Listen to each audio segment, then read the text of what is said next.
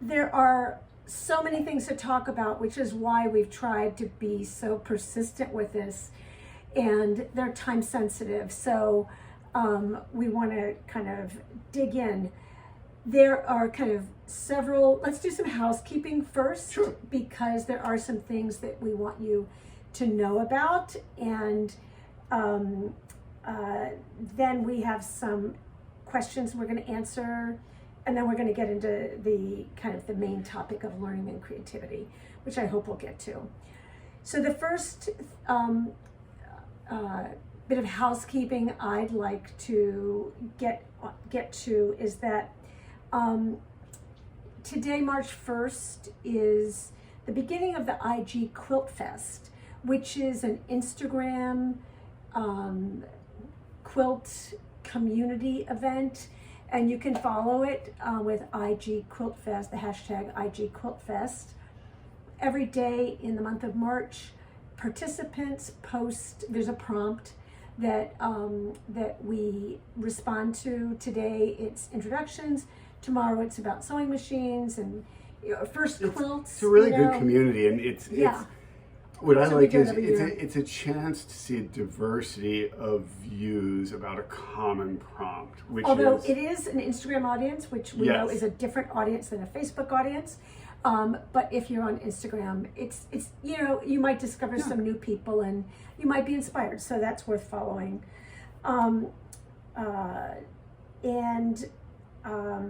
Then let's talk about the post day for the Modern Mystery Quiltalong is Friday. We're going to post at 12:01. So we're going to post our version right after midnight on Thursday, because you can schedule it and everything on Facebook, which is fun. If you have not finished your Modern Mystery Quilt and you want to keep the surprise, don't look at social media for a while, because we're going to be going to be all over. We're going to be everywhere. So that's your trigger warning. Plot spoiler. And also the excitement. I mean, we are so looking forward to seeing what everyone else has done. As a lot of you are just eager to see each other's work. It's maybe even more exciting for us because, well, everyone has gotten to see these great palettes come together, and those of you who are participating know why there's even more suspense. So we'll leave it at that, but don't worry about the state. Some people are going to have their blocks laid out, some will have the top piece, some will be fully quilted. It's not a competition here. We just want you to share where you are, what you've been able, what you want to share. The whole spirit of this, and I don't know if we're going to have time to get into it tonight, but the whole spirit of this has been to show you a different way to work, and to let you probably didn't know that we were inviting you to spend time in our heads. And you know that's not always a comfortable place to be. But the idea was that we really wanted you to look at making a quilt from an entirely different process. And so it's been a very process focused quilt-along, and I think that the post day and the reveal day should also be process. It's no different. I mean, of course you'll be proud of your quilt, whatever state it's in. But I like this idea. Let's keep process in mind. But in terms of inviting you, that's another little bit of information. In about a week, we will be posting on social media and on our website a different kind of invitation, which is for those of you who have made the Modern Mystery Quilt, it's an invitation to participate in a virtual exhibition of the quilt. So the quilts. On post day, people will reveal what they've done, and then a week later, we're going to give quilters the opportunity, if they choose, to upload their favorite image of their quilt. And we're going to host a virtual gallery exhibition on a dedicated page on our website. So it's great on Facebook or Instagram to flip through posts, but this way you'll be able to have all of the quilts just scrolling through and see everyone's beautiful color work, their design decisions. And so there will be more information coming on how to do that. Our goal is to make it very simple, but I just kind of put this out there as a little tickler. Like, keep in mind that you'll be invited to upload one picture. So one picture, only one picture. Yeah. And we're asking that it be a flat shot and not a styled shot. Meaning just showing the full top flat. Yeah, exactly. Also, we're going to have that gallery, we're going to launch that gallery on National Quilting Day, which is March 18th. So we will get in the next week or so you information about how to be able to upload your images so you can participate. You don't have to hire a professional photographer. Yeah, we're talking exactly. Simple phone pictures. We'll give you a little information on how to make that easy and successful, and then the upload will be straightforward. What if you've made two mystery quilts? You get two pictures. Yeah. And what is that? And one if you made per three. quilt. Yeah, one per quilt. I like that. Or one per version. Yes. Yes, that's actually, Edith, that would be fantastic to have multiples if you've done multiples. Edith has just upped the ante. Yeah. Now I'm feeling like a loser, Edith, because we only made one and there are two of us. There's one of you and made two. No, but we wrote the 40-page pattern and did all those videos. So I guess that's a free pass. I think we get a pass on that. So those things are kind of the general housekeeping. We'll also be sharing those images within the Modern Quilt Studio Patterns and Fabrics group. So if you're not to installment 6 yet, you might just want to look the other way for a little bit. Just so it doesn't spoil it. Yeah, Edith throwing it down. Seriously, Jimmy, I agree. Edith is throwing it down. So, and I also want to say, with your comment there, Jenny, that you feel bad that you haven't been able to start. I'm going to just say, don't feel bad, because we were talking about she this. lost power. Yeah, but not just that, but I actually think that this is a really fun quilt, even if it weren't a mystery. Yes. Even if you saw everyone's before you began, I think it would be really inspiring. There are sometimes that, certain aspects of the mystery might get lost, but the quilt will still be fantastic. And the question of, do they need to be quilted to be in the gallery? No. So this is why we don't fit into the quilting world. This right here. It's like, we want you to represent yourself. Your name is going to be on the image. Well, actually, it's up to you. I'd like for there to be a name on. Yeah, we'll talk about that in the upload. But basically, you're gonna name a file, and that is gonna appear as a caption on the image. So this is what I think, we're sort of at a point in our careers, and where, we see a lot of forks that other people have taken of, I want to win certain competitions, or I want to make so much money, or I want to have so many followers, or whatever.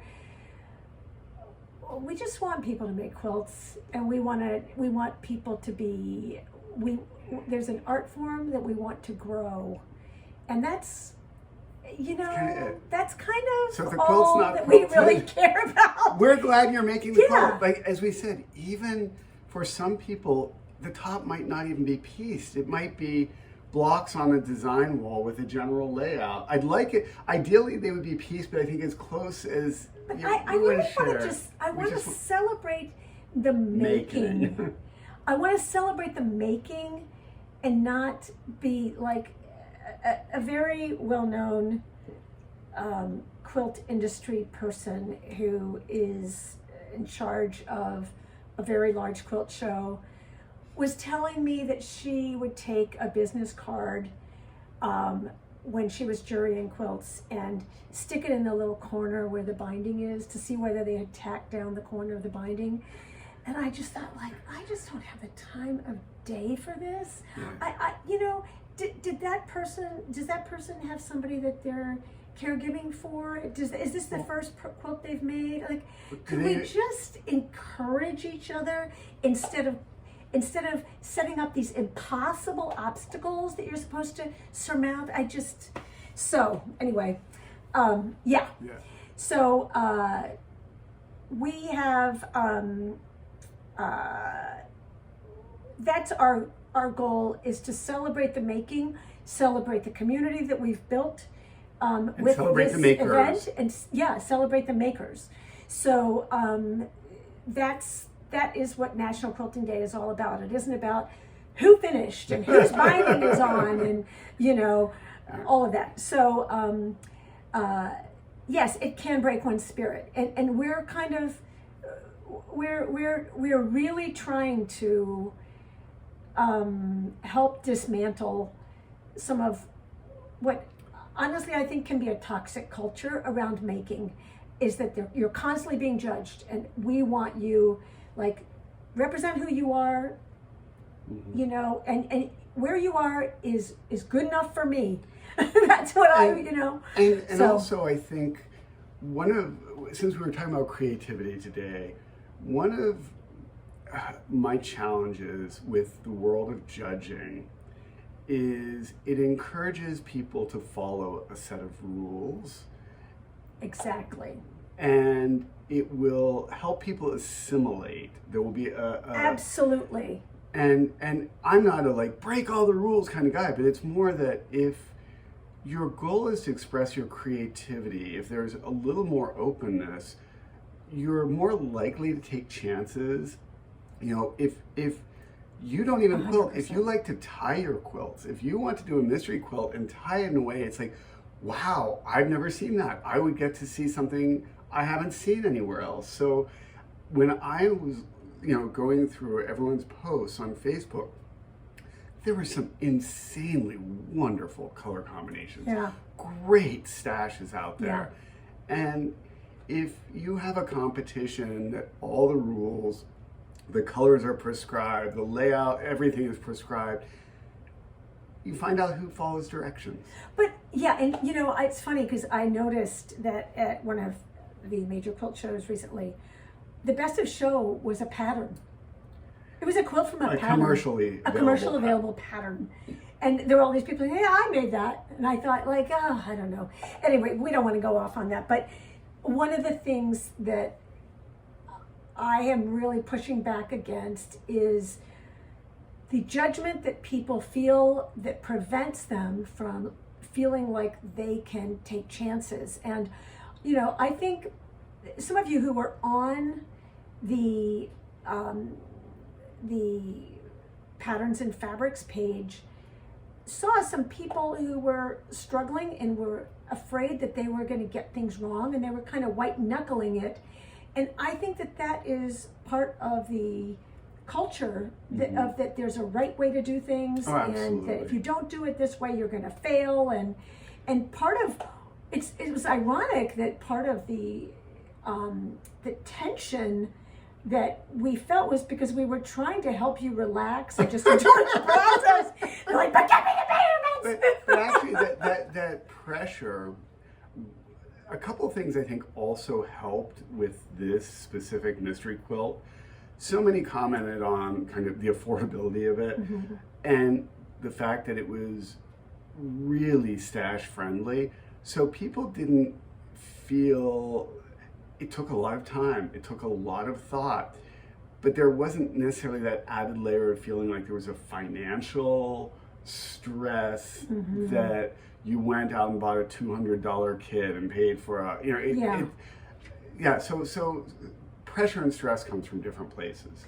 But one of the questions somebody had, which I thought was such an interesting question about learning and creativity, is at what age did you feel creative? And I think we are kind of the poster children for the two different approaches. Oh my gosh. We are. And so creativity fostered and creativity smothered. Smothered, yes. But you start. So I think I had two very creative parents. My mother was a modern weaver, kind of sculptural textile artist. My father was a modern architect. I was actually not the artistic kid. I was their kind of curiosity STEM kid who was the math science kid. They looked at him just like, not quite sure what to do with him. He was in the Westinghouse. What was that? And he was like in these Westinghouse fellowships and taking computer science classes in high school. Yeah, I was a geek. Like, you know, I was programming in college classes when I was little. I don't do that now, but at the same time, my parents still fostered creativity, and I can remember, I'm going to guess when I was 11 or 12, one of the best birthday presents I ever got was just a wooden box that my dad built in his wood shop. And I opened it up and it was full. There was a soldering iron, solder, and tons of scrap metal. It was just like, I don't know what it is, make something. And I was just encouraged to make things. I've told this story sometimes in guild meetings when I've been asked like at what age I started to sew. My first sewing project was because my mom kept her sewing machine in my room because that's where we had room for it, and I just thought it was a cool motor, you know, it was something to play with, and I decided to make a kite.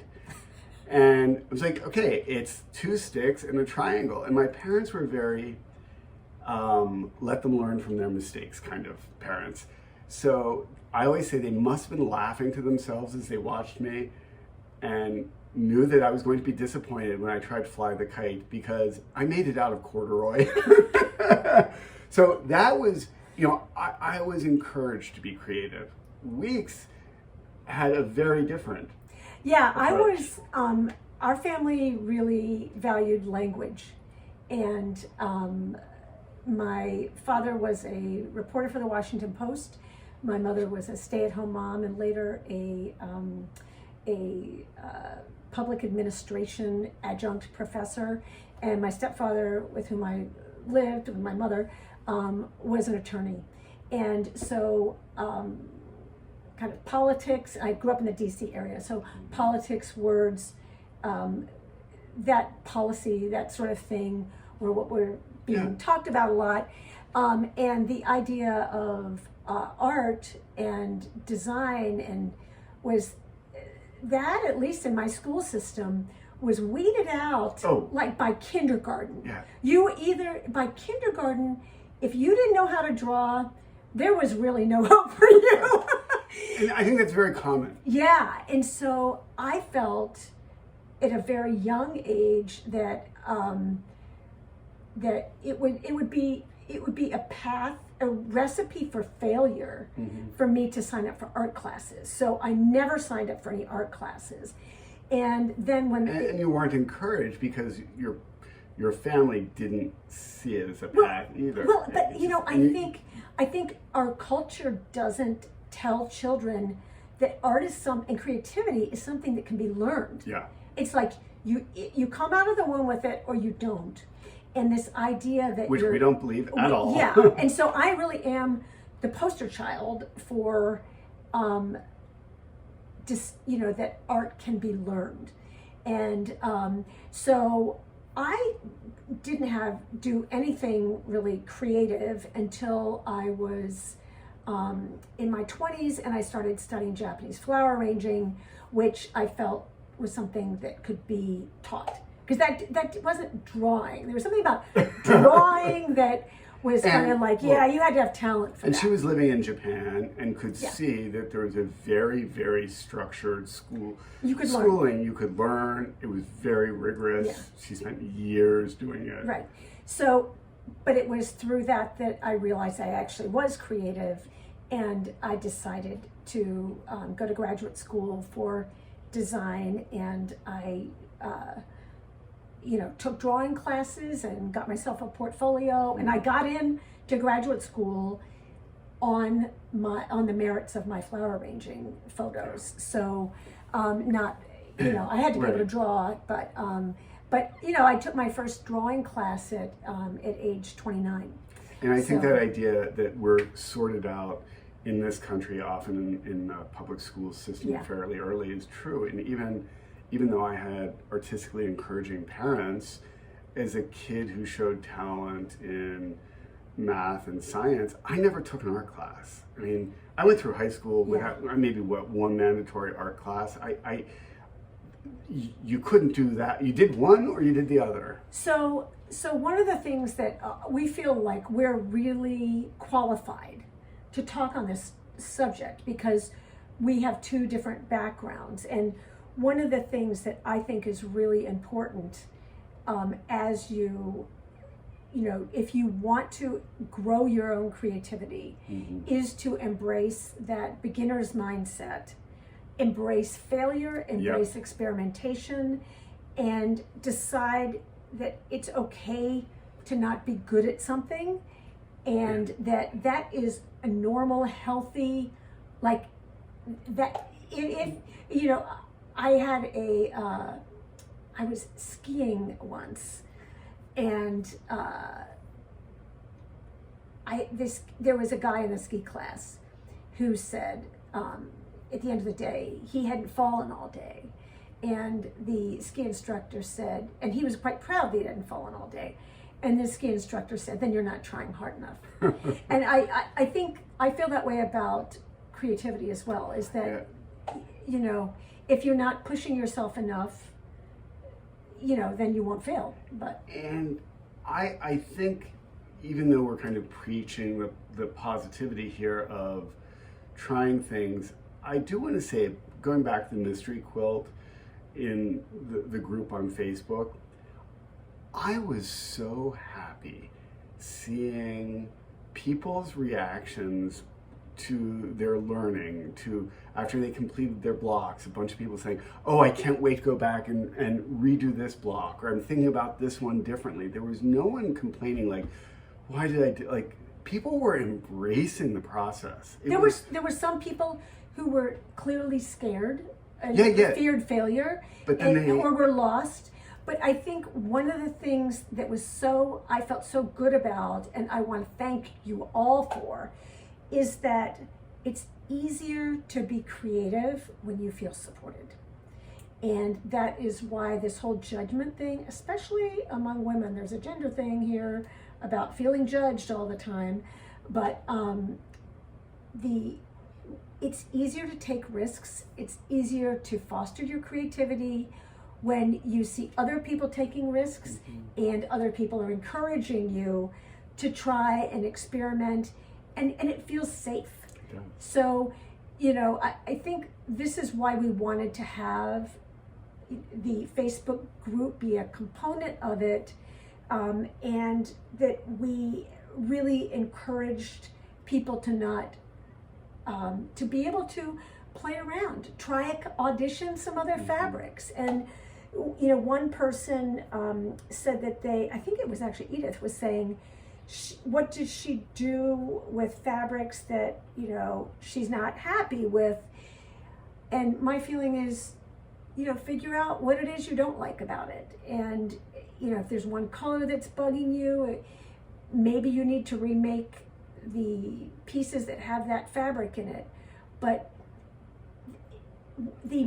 as somebody who came to design and creativity later in life, the number one thing that the myth that we need to dispel is that creativity is a linear process. Oh my gosh. And that you decide to do it, and you do it, and then you're done. And that it's a tinkering, and it's an experimentation, and there's failures along the way, and then you pick yourself back up and you figure like, okay, so what is the problem here? Is it one color?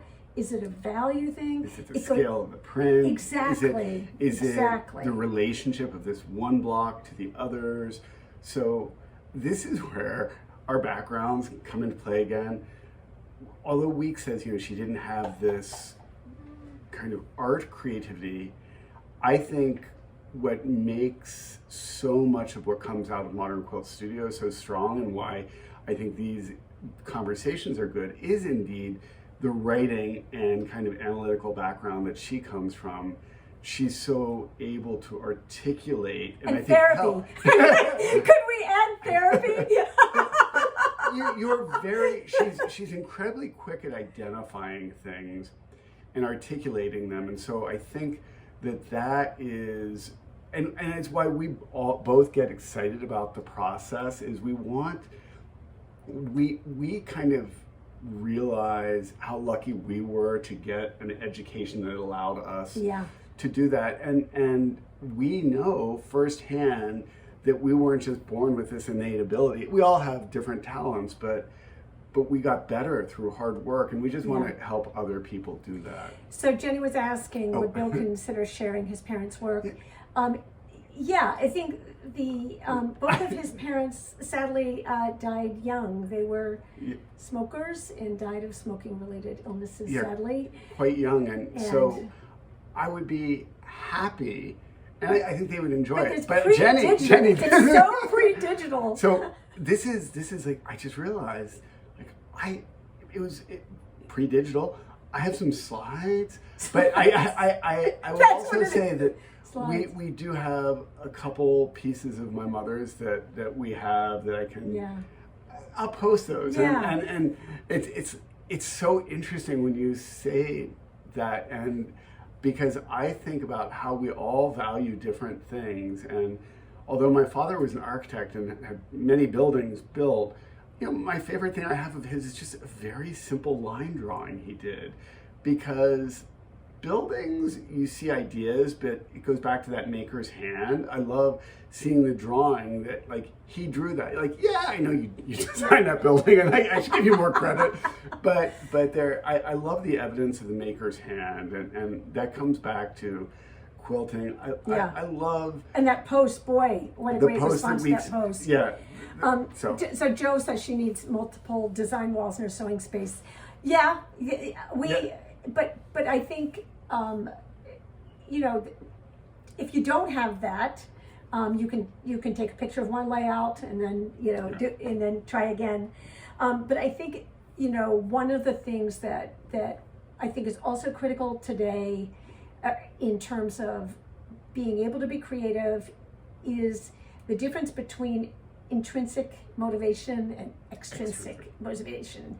And I think in the idea is that intrinsic motivation is where you are motivated to challenge yourself for your own personal growth and your own satisfaction. And extrinsic motivation would be, I want to win a ribbon. I want that blue ribbon. And then therapists will tell you that extrinsic relies on somebody else's behavior to give you that happiness as opposed to your own satisfaction. And I do want to say, we are not, at least I'm not, anti-extrinsic motivation. If you really do love that competition aspect of quilt shows, that can be really good. We're just trying to separate that from creativity.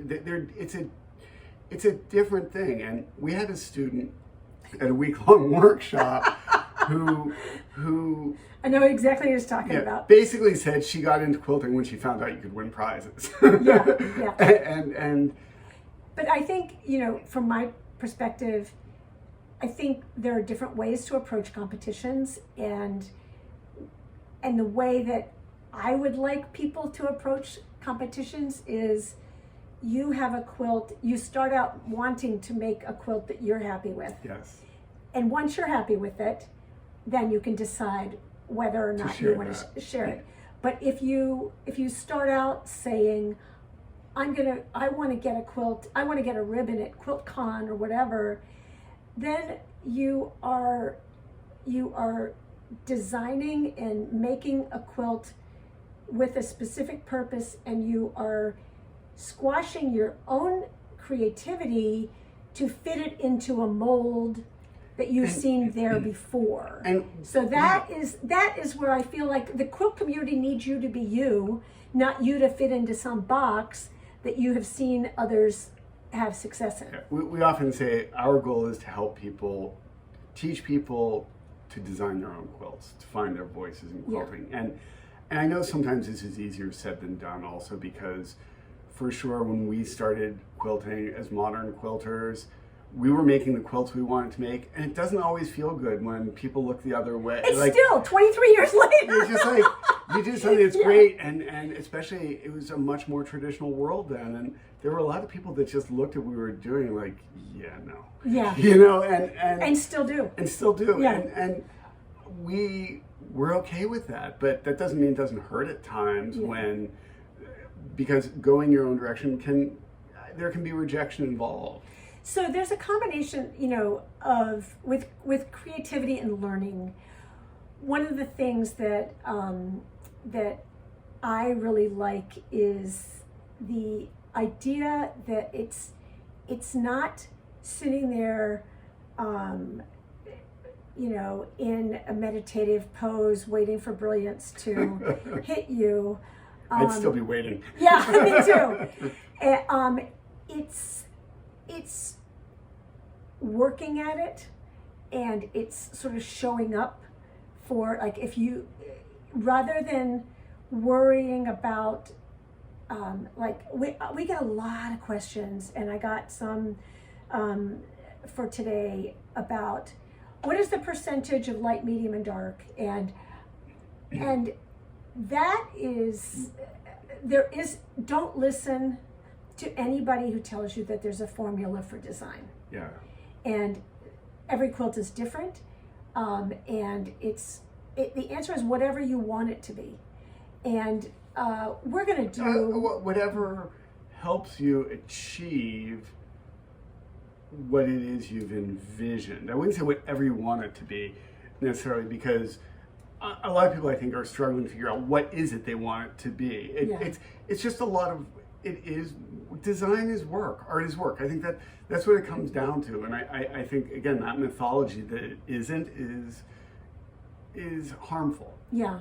And I can't remember where I was teaching. I want to say it was like Omaha, Nebraska, maybe. And there was a woman who made a small maquette. It was a kind of like quilt design class, and I did a quilt, I think. And she made this tiny little block. It was about, she was really interested in fairy tales, and it was this little block that summed up Little Red Riding Hood, and it was 95% black with one little red figure and one little white sort of shadow as she was opening the door. It was one of the best pieces I've ever seen in my life. So if you're watching, and it was 95% black. Yeah. It was a solid black fabric. So, you know, there isn't a formula, and, you know, the more you figure out what works for you, the closer you're going to get to being the designer you want to be and the quilter you want to be, and that other people's advice can be helpful. Yeah. But it makes me absolutely crazy when I'm in a workshop or something, and people will say to me, "But I thought your rule was that you can't." And it's like, we've never said that. Yeah, There are no rules. We tell you what works for us, but we caution. We talk about things that are often successful, or not always. And I think it's very different from something like baking, or cooking, where there's the concept of ratios of, you know, fats to salts. There are ratios in baking. There are ratios in cooking that have to do with chemistry. Like they're just, and there are certain things in quilting, like that 1/4 inch for a seam. That's useful. That's useful because seams have to hold. It doesn't mean that you can't do 5/8, but 1/4, there's a reason that exists. It has, but that's not design. That's the technical side. But I love what Karen said, which is, or when you make something you love and people say it doesn't look like you, like I only have to make things that look like me. Oh my. Okay, so Yes. we had a big class once with a well-known quilting teacher in it, and she said that she was a traditional quilter, and she said, I really like your quilts. I'd really like to make quilts like this, but I'm afraid I'm going to lose my following. And I thought that was like one of the most tragic things I had ever heard, that like she felt constrained. I think Weeks is being jumped by, she really, I mean, it was a major deal to her. I know it was. But I'm just saying that. But I also want to say that she had an insane breakthrough when she took a risk. She did a piece in that class that blew the class away. And people in the class were like, I want that. I want to buy that. And she suddenly realized, oh, I can do what I did and I can do this. Yeah. But she was, I mean, it was a very intense class. We had two people who had such incredible breakthroughs that week. We had numerous people who did. I mean, but anyway, we're revisiting a very intense class. But, great people in that. But the other thing is that, I mentioned somewhere in a comment in the Facebook group, another conversation that I was like a listener in, of a very high-profile, well-known quilter who said she wanted to do machine applique, but that she wanted to learn machine applique, but she said, I don't want to not be very good at it. And I just remember thinking, like, as if you say, like, I want to learn French, but I want it, like, tomorrow I need to be perfect and fluent. I want to be first chair violinist at Chicago Symphony tomorrow. Yeah. So no, not going to happen. Yeah. And so the idea is that, like, we get comfortable. If you want to grow your creativity, you got to stretch. Mm-hmm. And that was the goal of this Quiltalong, is to help people stretch, help them see, like, a bigger sandbox, basically, and see that there are lots of ways to make things, and maybe you liked this, maybe you didn't, but, I think it's really important for those of you who've asked the question of, like, how do I up my art game, or how do I up my quilting game, or whatever, how do I start designing on my own? If you have listened to, these live streams, you've never heard me push my Craftsy class. But this was Craftsy, actually, when they were 9 months old, contacted me and asked me to teach a class on this topic. So it's a 10-year-old, 11-year-old class at this point. Yeah. On Craftsy. There's like tens and tens of thousands of people. I don't even know how many at this point. But it's called Designing Modern Quilts. If you're interested, let me know and I'll post a link for it. But that is one way. But I think another way is to get outside the quilting world and, I hate to say it, take a drawing class. So that is, you're trying to see differently. I'm gonna get excited here. Mr. Design Professor. Take a drawing class, take a writing class. We both work between visual and verbal a lot. I think writing classes help you articulate ideas. Drawing classes help you visualize ideas. The goal isn't to become the best writer, a bestseller. The goal isn't to be the best, to be the next Picasso. It's to help give you tools to express and develop your ideas. Exactly. And I think, I'm looking at Karen's comment that a lecture that said that you have to have an identifiable look. Okay, so let's do this. Let's talk about that really briefly. That's a marketing thing for the most part. Yeah. In this world of everything being over-branded, in my opinion, people want to have a look, they want to have a following for that look. It can be such a trap, and we often, when we're asked, like, what's your style, I always like, I don't want to ever be able to articulate that because I don't know what I'm going to make tomorrow. I don't want... I mean, but the name of our company is Modern Quilt Modern, Studio. So, but you know, there's a modernism, but I don't know what the next Shit, quilt to will bite look her like. lip. Yeah, I can understand that. But also that identifiable look. I'm thinking of another very big person in the quilting world who has said to me on multiple occasions, I'm so jealous of what you do because I am so known for X. Yeah. And she wasn't afraid of losing her following.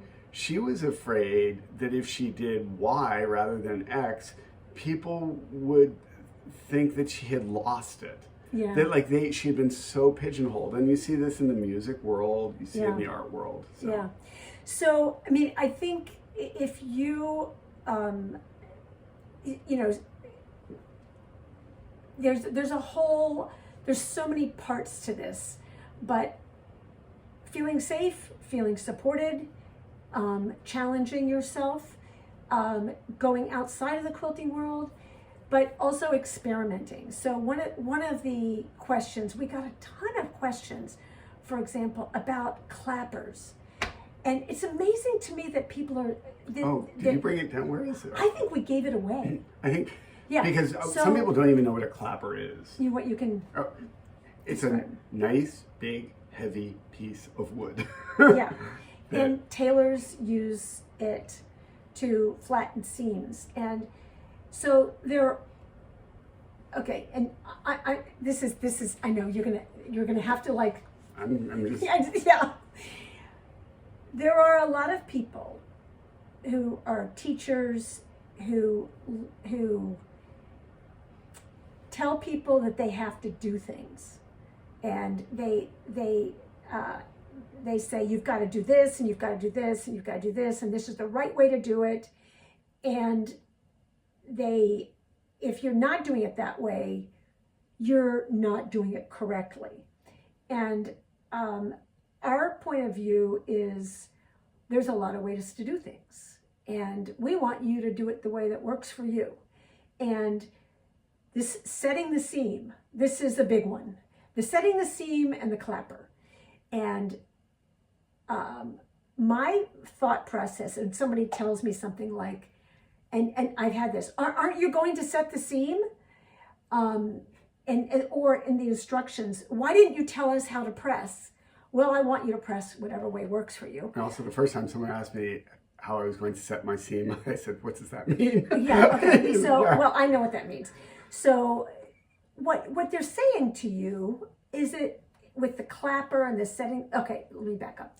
For people who don't know what this is, there are quilting instructors who tell people and do videos and stuff saying, you need to set the seam. You need to flatten the seam by putting this piece of wood on top of the seam, and it's going to keep your blocks or your pieces flatter, and then it makes it easier and more precise to do your pinning.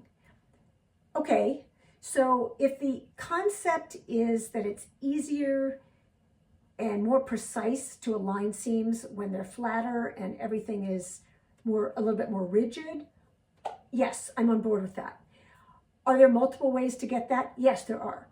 And so, but the concept that, you know, it kind of reminds me of kabuki. There's a little theatrics to, okay, now we will set the seam. Like, we're moving too fast for that. You know, I hate to say it, but for us, that happens with steam. You don't like steam? No problem. Steam. Then if the clapper works for you, use the clap. If some other nesting seams works for you, I want you to do that. There isn't a right way. There's the way that works for you. We have a Rowenta iron.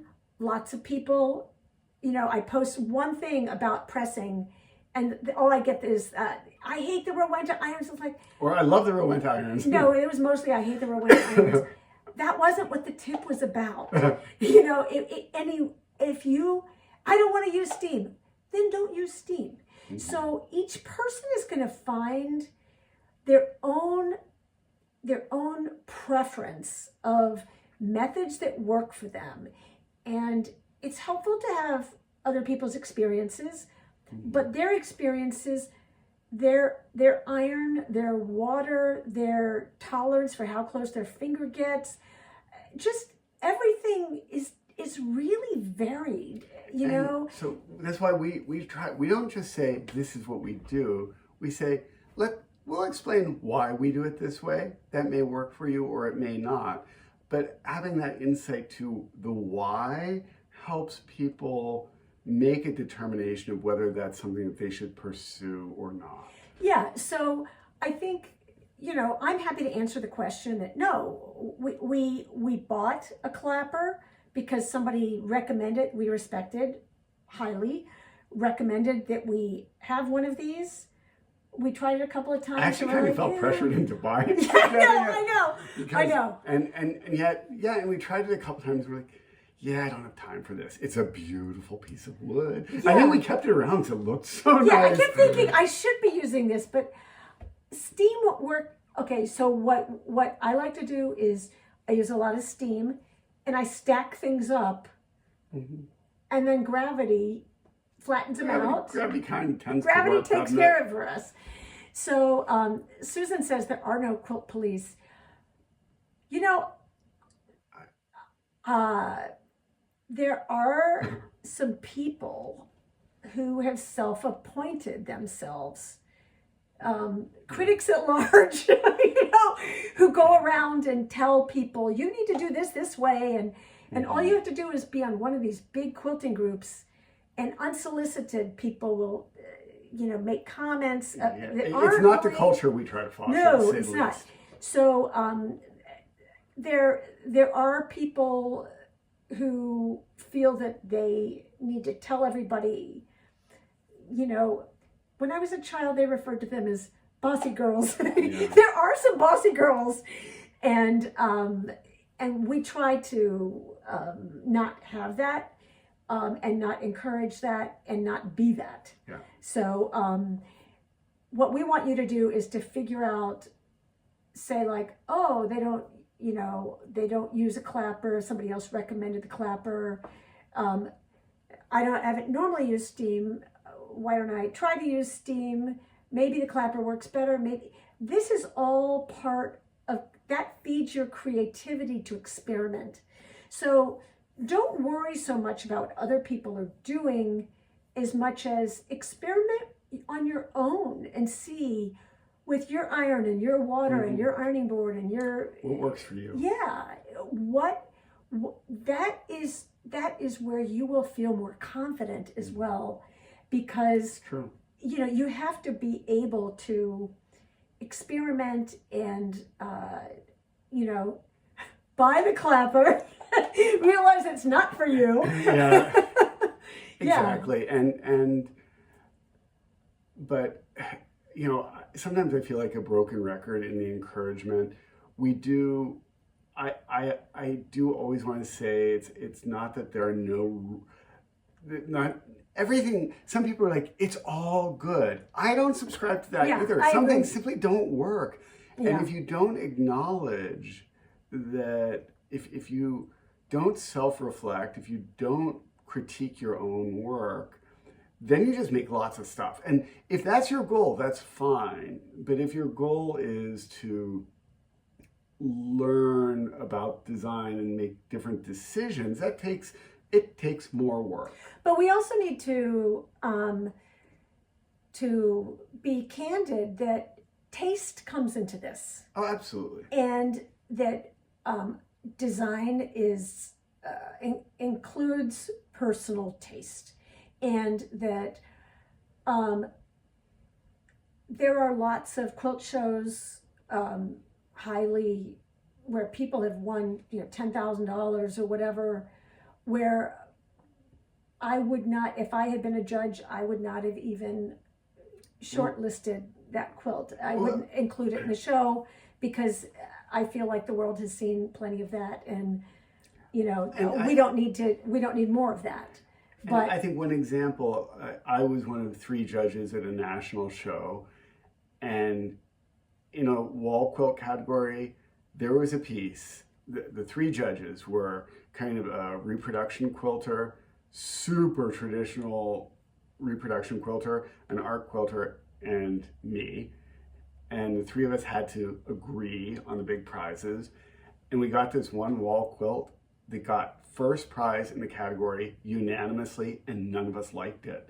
We all said, yeah, not our taste.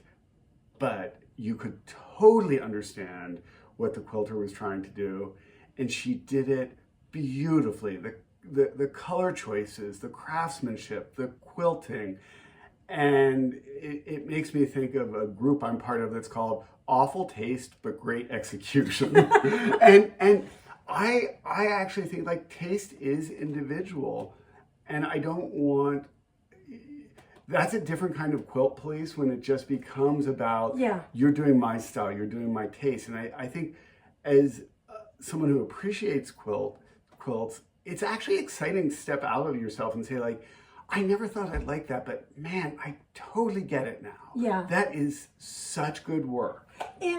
But you know, I think what we tried to do with this Modern Mystery Quilt is to show you that if you do things differently, if you approach things differently, you know, we easily could have, and it would have been a lot easier for us, believe me, we would have had hundreds and hundreds of fewer messages to respond to and emails had we just given you paint chips and said, hey, go match this. But we didn't feel like that was helping you grow. And so I don't think there's going to be another quilt that looks like ours, like our version, which is so cool. You know, and I think what we wanted to do is we wanted you to have the opportunity to grow and to feel supported and all of that. And there were a couple of people early on in the beginning of the Quiltalong who said, I hope it gets easier from here. You know, and we were just palette building at that point. Yeah. But I do think that if anybody, you know, if you participated in that and you were given that assignment again, you would do it so much more quickly and confidently, because I think you may have learned more than you thought you did. Yeah. So at any rate, so we are coming up on, let's see, I think. Oh, we have to show these really quick. Oh, yes. So we have, we've been doing some limited edition fat quarter bundles that are very, very limited. And we have a few more. So limited that they're almost gone. Yeah, like we've got only 4 or 5 left. This is the Blossom Dark, and this is the Blossom Light. They can be used together or they can use separately. These are on our website. There's only, I think, 4 or 5 more left. So they will definitely sell out, and we will not be able to make more because some of the fabrics in these will be sold out for good. So grab those if you're interested. Also, we are going to do one of our, we've learned so much from you about your needs and ways that we can do things differently. And one of the first things on the top of my list that is a TBD in terms of dates is we're going to do a virtual color class. So I will be sharing details with you. We're still developing. We have so many ideas and so much to develop, and we're still like, it's the creative process. We have a lot to work out, but we're very excited, and I know it's going to be good. We've had so many requests for this of like, show me how to think about color differently. Show me how to build palettes. Show me how to choose fabrics for specific types of patterns. So that is in the pipeline, as well as another mystery quilt. Further down the line. Further down the line. Yeah. No time soon. No. Because it's going to take us a while. But first things first. Basically for the first, I want to say 10 days straight.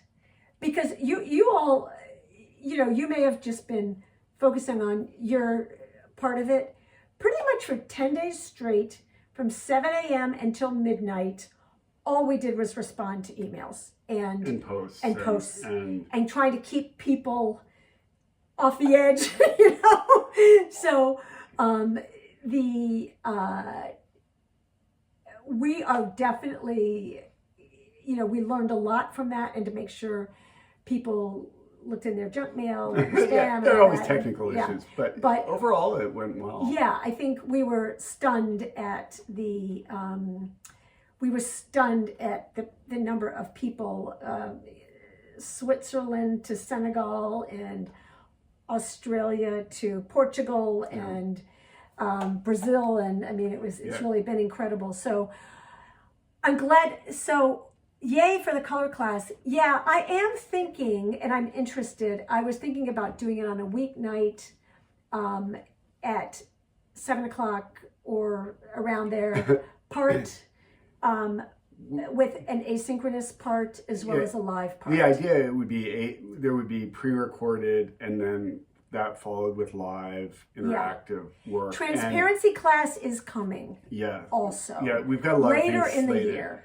And so the other thing is all the teaching we've done virtually has been through guilds and groups, and this is our way of reaching individuals. And I think we're going to do more than that. How many participants so far? Over 800. Oh, that's in the mystery quilt. For the mystery quilt, yeah.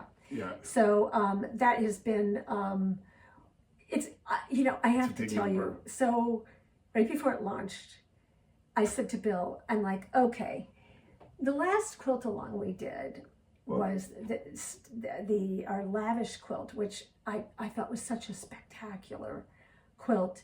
There were like 175 people. So I said to Bill, like, you know, 150. Be happy. Yeah, I could be even happy with like, if there's 75 people, that'll still be good. We didn't see 800 coming. And then we woke up New Year's morning, we were eating breakfast, and we're like, at breakfast, there were 200 people. So I'm like, what are we going to do? It worked out fine, but it worked out great. It stunned us. A huge part of it was just you, the community, helping each other So yeah, we're excited, and it gives us. There's a lot to think about when how do you best reach people, what numbers work, It's a lot, and I think both of us, since COVID, have learned an enormous amount about structuring what and how we teach. We both have really enjoyed certain aspects of the virtual experience. I have my own experiences because I teach design classes online as well for my university. And, you know, years ago, I wouldn't have ever thought it could be so positive, and there are great aspects to it. But I think one of the things that I'm seeing as well, and I really thank you all for this because you've helped me be more confident about it, is that the model has always been that you go through guilds, and that, or you go through Craftsy or someplace like that, or I did a class also for AQS online. And I didn't really think we could manage individual classes as easily. And, but what we're seeing is often with guild classes that one person likes our work and is excited about it, but that, you know, when you go on to Zoom or whatever, sometimes the whole guild is excited about it, and sometimes only 3 of the 25 people are excited about it. And then that doesn't make for, you know, as great an experience. And what I think is rare, but it occasionally happens. And so I think what the confidence you've given us is that we can do this for individuals and not just through guilds, because then people can self-select more easily. Yeah. And so I really thank you for that. We'll keep you posted on that. And, and just seeing Karen, you joined late. Yeah, we did announce. Yeah. You want to reiterate? Oh, the post date. Oh, the post date is Friday. We're posting at midnight Central Time. So we'd ask you to not post before that. 12:01. Yeah, we're going to 12:01. Right when Thursday becomes Friday. Yeah, Central exactly. Time. 12:01, we're going to, we can program it, we can schedule it. So we're going to post at 12:01 Central Time Friday morning. So anytime after from 12:01 on, feel free to. And so there will be details tomorrow about that for everyone. And we will. And if you have not finished it, don't worry about it. You can post wherever stage you are. Yeah. We, Karen, will also reiterate for anybody else who joined late.